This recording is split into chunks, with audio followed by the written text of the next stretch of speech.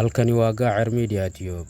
Dhageystayaashan iyo daawadayaashan sharafta mudan ku soo dhawaada barnaamijka wixii cusub ee Gaacir Media Tube.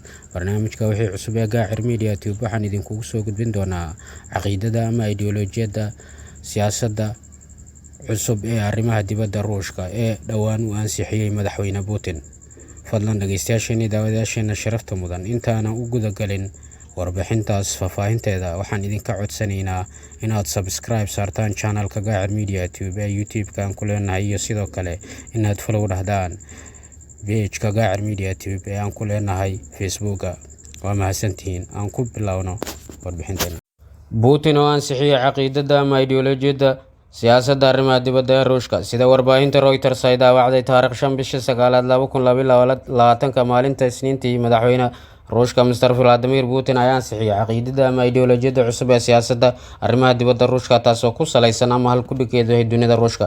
Halku-dhigga dunida Ruushka ayaa ah caqiido ama ideolojiyad qunyar socodnimo ku dhisan oo loo adeegsaday xaqiijinta faragelinta dibadda si loogu caawiyo dadweynaha ku hadla luqadda Ruushka. Caqiidada ama ideolojiyada siyaasadda cusub ee arrimaha dibadda Ruushka ayaa ka kooban 31 bog, iyadoo cinwaan looga dhigay shuruucda bini'aadanimada ama humanitarian policy. Boggan caqiidada ama ideolojiyada ee siyaasadda cusub arrimaha dibadda ee dabalka looga dhigay shuruucda bini'aadanimada ayaa waxaa la daabacay 6 bilood ka hor inta uusan dhicin dagaalka Ukraine. Haddaba qoraalada ka midka ah shuruucda arrimaha dibadda ee Ruushka ee la daabacay ayaa ka mid ah: Ruushka waa inuu dhowraa, ilaaliyana, kobciyana dhaqanka iyo fikradda dunida Ruushka. Boggan ayaa lagu tilmaamay in loo soo bandhigay qaab ahaan in loo adeegsado hab istiraatiijiyadeed oo awood jilicsan ku dhisan. Caqiidada cusub ee shuruucda arrimaha dibadda Ruushka ayaa qayb uu ka yahay fikradda siyaasadda Ruushka iyo diinta, taasoo siyaasiyiinta mayalka adag ay u isticmaaleen cadeymo ahaan qabsashada Moscow ee Ukraine, ayagoo ka dhiganayo waddo ay ku taageeraan kuwa Ruushka taageersan ee degan bariga dalka Ukraine. Bogga shuruucdan cusub ee arrimaha dibadda ee Ruushka ee ku dhisan dunida Ruushka qoraaladiisii waxaa ka mid ah oo kale: Federationka Ruushka wuxuu taageero siinayaa wadaniyiintiisa ku nool dibadda si ay xuquuqdooda u helaan, si loo xaqiijiyo ilaalinta danahooda iyo si loo dhowro dhaqankooda iyo isirkooda Ruushka. Waxaa kaloo lagu yidhi boggan caqiidada cusub ee siyaasadda arrimaha dibadda Ruushka sida tan: xiriirka Ruushka uu la sameynayo wadaniyiinta dibadda waxay awood u siinaysaa in la xoojiyo masraxa caalamiga ee muuqaal ahaan dal dimuqraadi ah oo dadaal ugu jiro inuu abuuro duni dhinacyo badan ah.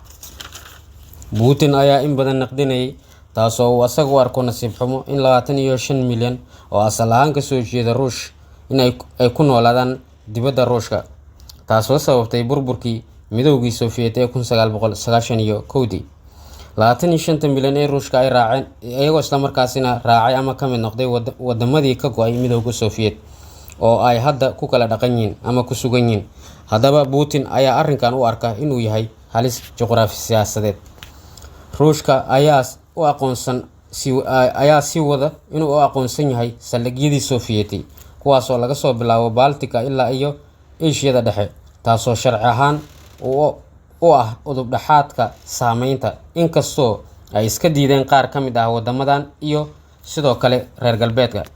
Shuruucda cusub ee arrimaha dibadda Ruushka ayaa oranaysa sidoo kale: Ruushku waa inuu kor u qaadaa iskaashiga uu la leeyahay wadamada Slaafiga, Shiinaha, Hindiya, sidoo kale in badan waa inuu sare u qaadaa xiriirka uu la leeyahay Bariga Dhexe, Latin America iyo Afrika.